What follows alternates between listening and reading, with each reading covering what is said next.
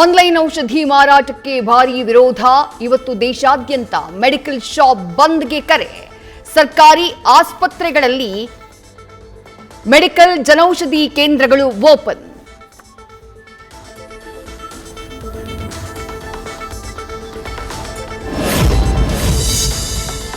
ಗದಗದಲ್ಲೂ online ಔಷಧಿ ಮಾರಾಟಕ್ಕೆ ವಿರೋಧ.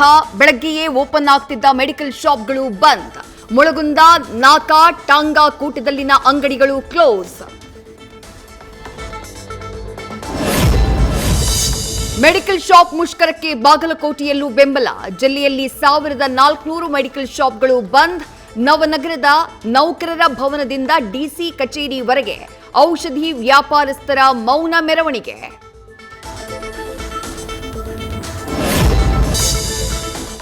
ಬಿರುಗಾಳಿ ಮಳೆಗೆ ಬಾಳೆ ತೋಟ ಸಂಪೂರ್ಣ ನಾಶ. 10 ಎಕರೆಯಲ್ಲಿ ಬೆಳೆದಿದ್ದಂತಹ ಬಾಳೆ ಬೆಳೆಯೆಲ್ಲ ಹಾನಿ. ಹಾವೇರಿಯ ಸವಣೂರು ತಾಲೂಕಿನ ಕಡಗೋಳ ಗ್ರಾಮದಲ್ಲಿ ಘಟನೆ.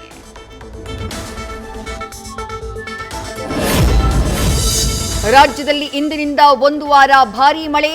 ಹಲವು ಜಿಲ್ಲೆಗಳಲ್ಲಿ ಗಾಳಿ ಸಹಿತ ಮಳೆಯಾಗುವ ಸಾಧ್ಯತೆ. ಹವಾಮಾನ ಇಲಾಖೆಯಿಂದ ಮುನ್ಸೂಚನೆ.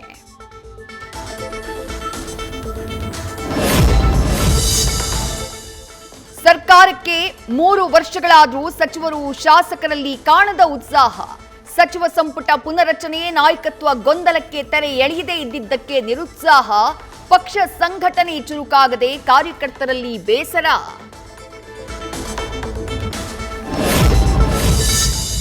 ಹೋಲ್ಸೇಲ್ ಚಿನ್ನಾಭರಣ ಬೇಕು, ಡಿಸೈನ್ ಸೆಲೆಕ್ಟ್ ಮಾಡ್ತೀವಿ ಅಂತ ಫೋನ್.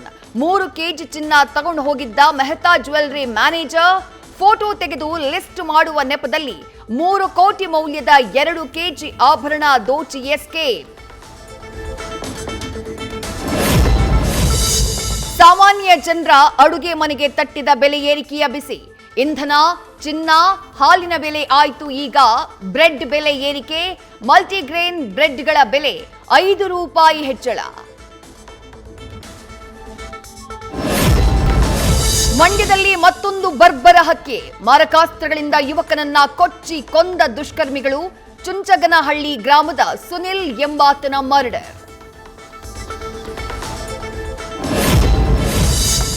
ಮುಖ್ಯಮಂತ್ರಿಯಾಗಿ ಗಂಡಸ್ತನ ತೋರಿಸ್ತೀನಿ ಅಂತ ಭಾಷಣ ಮಾಡಿದ್ದ ಶಿವಾನಂದ್.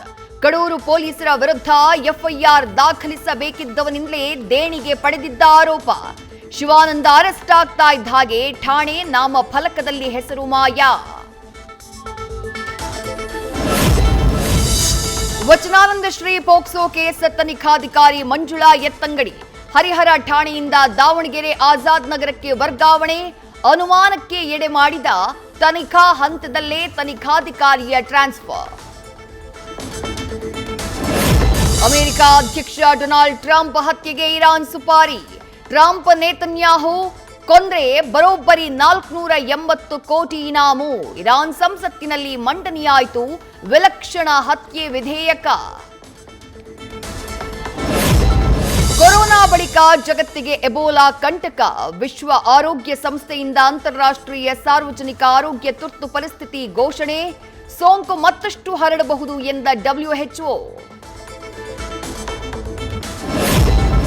ರಾಕಿಂಗ್ ಸ್ಟಾರ್ ಅಭಿಮಾನಿಗಳಿಗೆ ಗುಡ್ ನ್ಯೂಸ್. ಮುಂದೂಡಿಕೆಯಾಗಿದ್ದ ಟಾಕ್ಸಿಕ್ ಚಿತ್ರ ಆಗಸ್ಟ್ 15ಕ್ಕೆ ರಿಲೀಸ್ ಸಾಧ್ಯತೆ.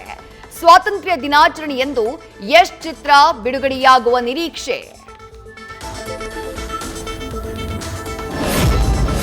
ಡ್ರ್ಯಾಗನ್ ಸಿನಿಮಾದ ಫಸ್ಟ್ ಗ್ಲಿಮ್ಸ್ ಬಿಡುಗಡೆ. NTR ಚಿತ್ರದ ಅಪ್ಡೇಟ್ಗಾಗಿ ಕಾಯ್ತಾ ಇದ್ದ ಅಭಿಮಾನಿಗಳಿಗೆ ಹಬ್ಬದೂಟ. ಕೇವಲ 10 ಗಂಟೆಗಳಲ್ಲಿ ಬರೋಬ್ಬರಿ 50 ಲಕ್ಷಕ್ಕೂ ಅಧಿಕ ವೀಕ್ಷಣೆ.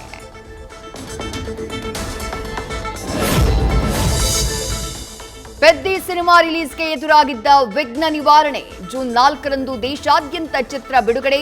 ಟಿಕೆಟ್ ಪ್ರೈಸ್ ಶೇರಿಂಗ್ ಬಗ್ಗೆ 3 ವಾರಗಳ ನಂತರ ಕೂತು ಚರ್ಚೆ.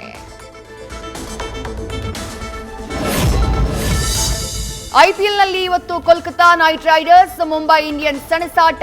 ಇವತ್ತಿನ ಪಂದ್ಯ ಗೆದ್ರೆ KKR ಪ್ಲೇ ಆಫ್ ಕನಸು ಜೀವಂತ. ಕೋಲ್ಕತಾದ ಈಡನ್ ಗಾರ್ಡನ್ಸ್ ಮೈದಾನದಲ್ಲಿ ಪಂದ್ಯ.